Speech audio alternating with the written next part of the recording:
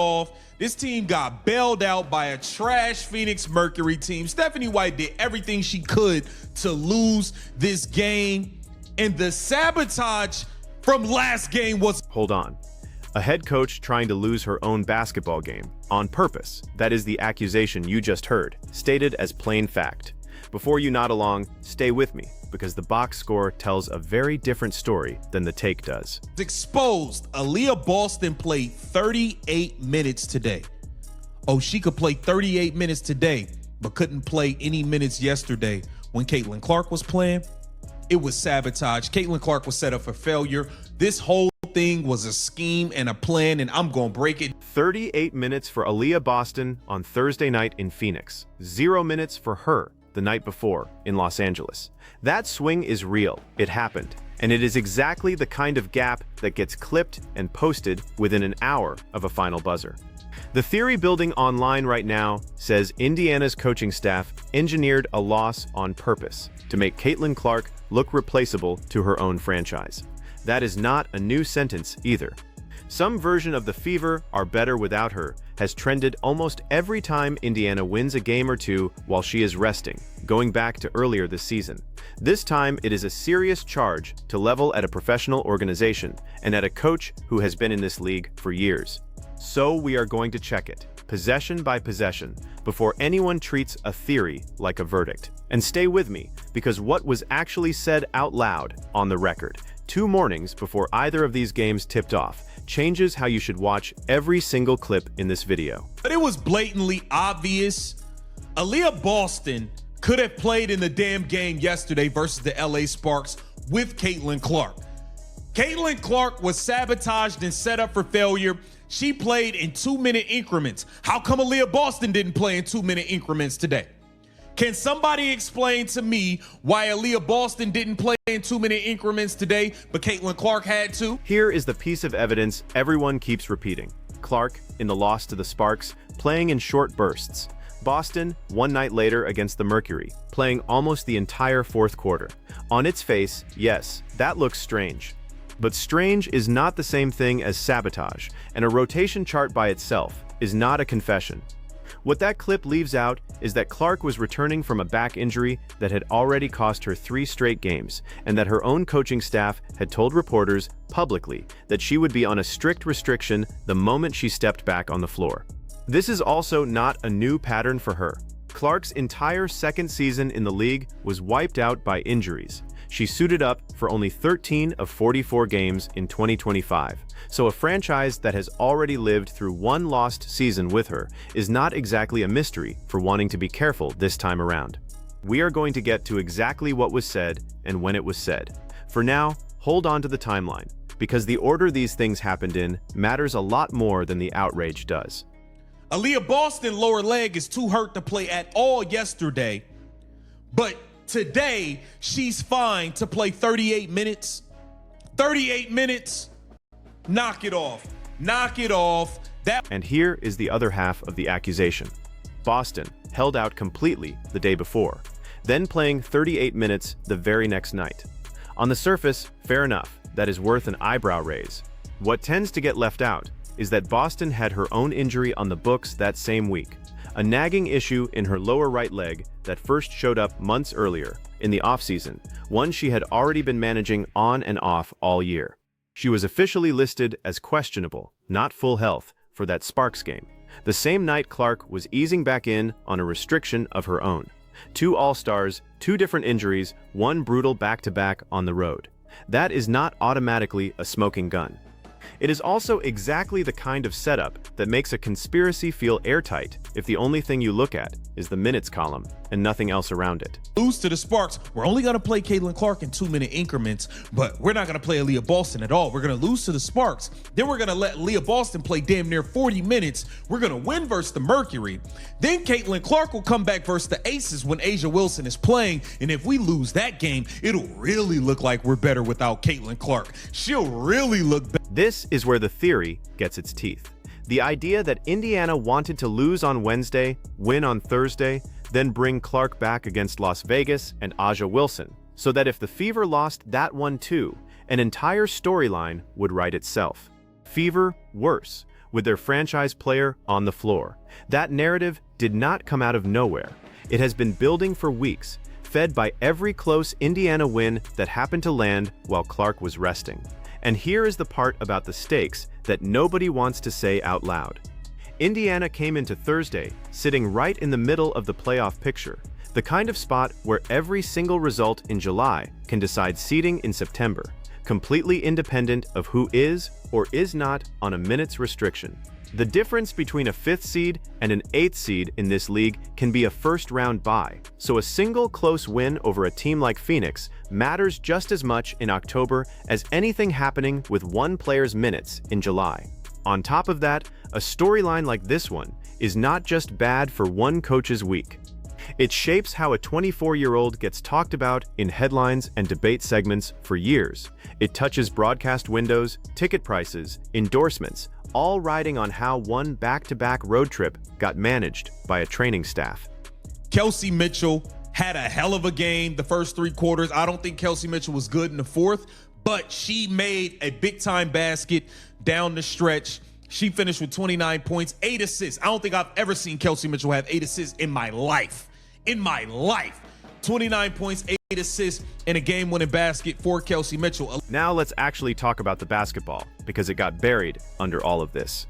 Indiana shot the ball well early, 6 of 10 from 3 in the first quarter to build a small cushion before Phoenix caught fire from the perimeter of its own and took a 6-point lead into halftime. The Mercury pushed that lead to 10 in the third quarter. Kelsey Mitchell is the reason it did not stay that way, finishing with 29 points and 8 assists and delivering in the biggest possible moment, driving for the go-ahead layup with just over 10 seconds on the clock. That was not a footnote in a conspiracy thread. It was reportedly somewhere around her 37th straight double-digit scoring game, within touching distance of a franchise record. While Mitchell was doing that on the perimeter, Boston was doing damage of her own inside. Aliyah Boston, 38 minutes. Aliyah Boston played more minutes than Kelsey Mitchell.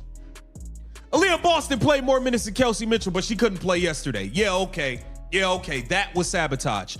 In 38 minutes, she had 21 points, 9 rebounds. She was 9 of 16 from the floor, 3 of 5 from 3. 21 points, 9 rebounds, 9 of 16 from the field, 3 of 5 from 3. That is not a role player getting handed a stat line to prop up a narrative.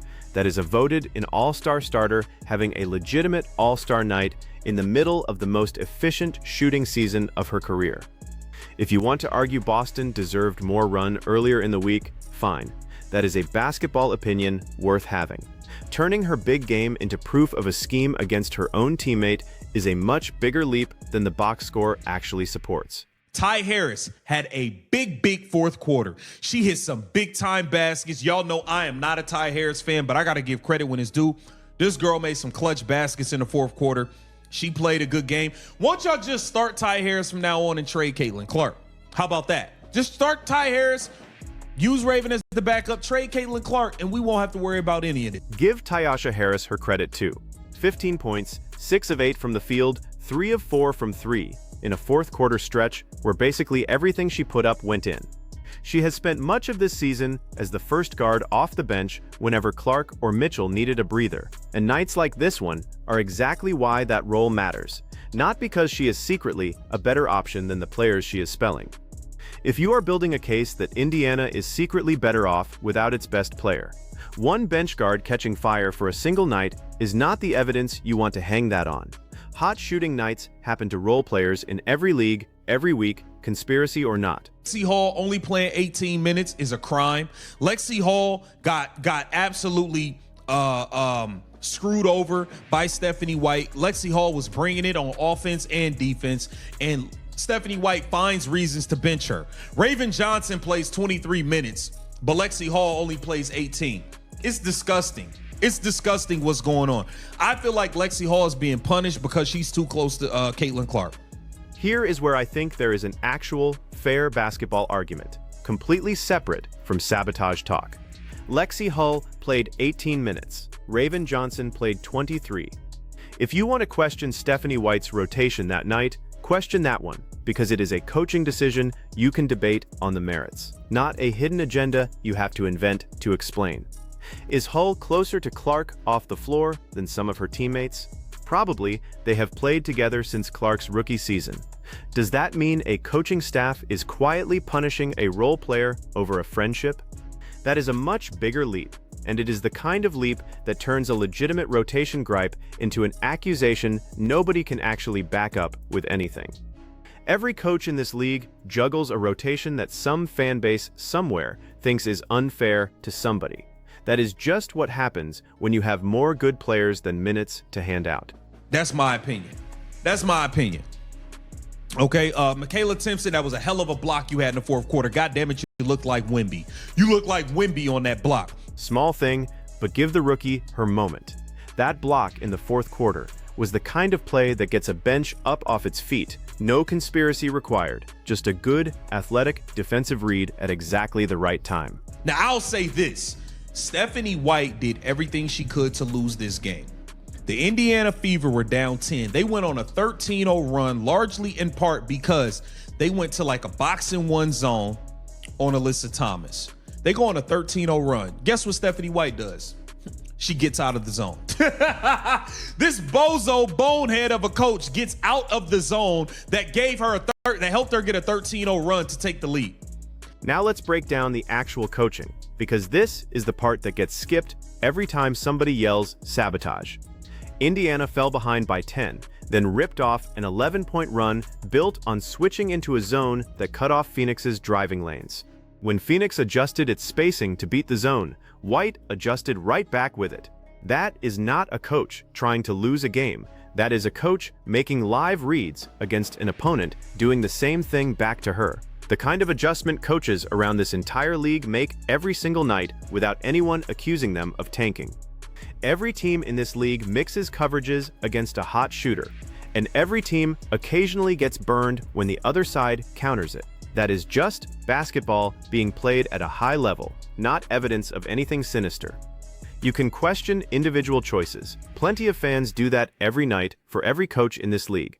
Questioning strategy is normal. Assuming malice on top of it is a completely different thing. What it is, they were lucky that they played the Phoenix Mercury. Akoa Makani had some awful turnovers that I felt swung the game. Kalia Copper had 22 points, 5 rebounds. Alyssa Thomas, 22 points, 7 assists, 6 rebounds. Outside of them two, man, this team sucks. Marta Suarez did have a good game. 10 points off the bench. DeWanna Bonner stinks. This Phoenix Mercury team is really, really bad. Let's also be honest about who Indiana actually beat. Phoenix came into the night with 8 wins on the season. Kalia Copper and Alyssa Thomas combined for 44 points between them. And it still was not enough, because the Mercury turned it over in bunches down the stretch and got almost nothing off their bench. This was a beatable opponent, and Indiana still needed a shot with 10 seconds left to close it out. With Sophie Cunningham, maybe the most vocal defender Clark has in that entire locker room, calmly knocking down 2 free throws to seal it.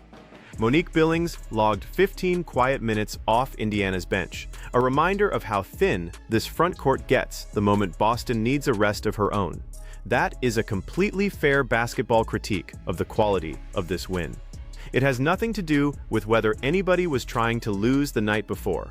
But more than anything, the thing that stood out to me was the fact that Caitlin Clark 1000% was sabotaged in the game yesterday.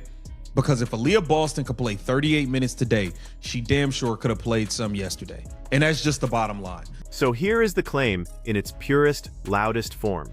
Clark was, and I am using the exact word going around, sabotaged 100%. Because if Boston could play 38 minutes on Thursday, she could have played more on Wednesday. That is the entire theory, top to bottom. And it is worth pointing out that this is not even the only theory floating around about this coaching staff right now. A week earlier, a different set of national commentators went after Stephanie White from the opposite direction entirely, arguing she was too sympathetic to Alyssa Thomas after the throat incident and not protective enough of her own star. 2 completely opposite accusations aimed at the same coach in the same month. Both cannot be true. That alone should tell you something about how much of this is basketball and how much of it is narrative. Now let's put the sabotage version next to what was actually said in public 2 mornings before either game tipped off, by the one person who actually makes these decisions. The Indiana Fever got the Las Vegas Aces coming up. Caitlin Clark will be back for that game. And for now, the narrative is going to be that the Indiana Fever are 4-0 without Caitlin Clark, and they're better without her. And that is what people are going to say. It does not matter if they were beat up on bad teams without their best players and all types of stuff. People don't care. They're Caitlin Clark haters, and they are going to run with that narrative 1,000%. 2 days before Indiana even played the Sparks, head coach Stephanie White stood in front of reporters at shoot-around and laid out the plan herself. Clark would play a limited role against Los Angeles, then sit out entirely against Phoenix the next night. Boston would do the exact opposite, resting against the Sparks and returning for the Mercury. Beat writers covering the team, including the Indianapolis Star's Chloe Peterson, reported the plan before either game tipped off. That is not a secret uncovered after the fact, by somebody doing math on a legal pad after a loss. It was said out loud, in advance, by the coach. This entire theory is built to blame.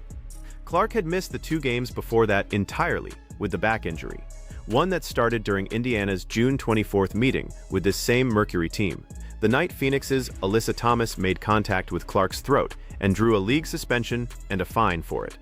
Clark came back for the Sparks game exactly on the restriction her staff had promised, 9 points in 16 minutes, and Indiana lost that one soundly.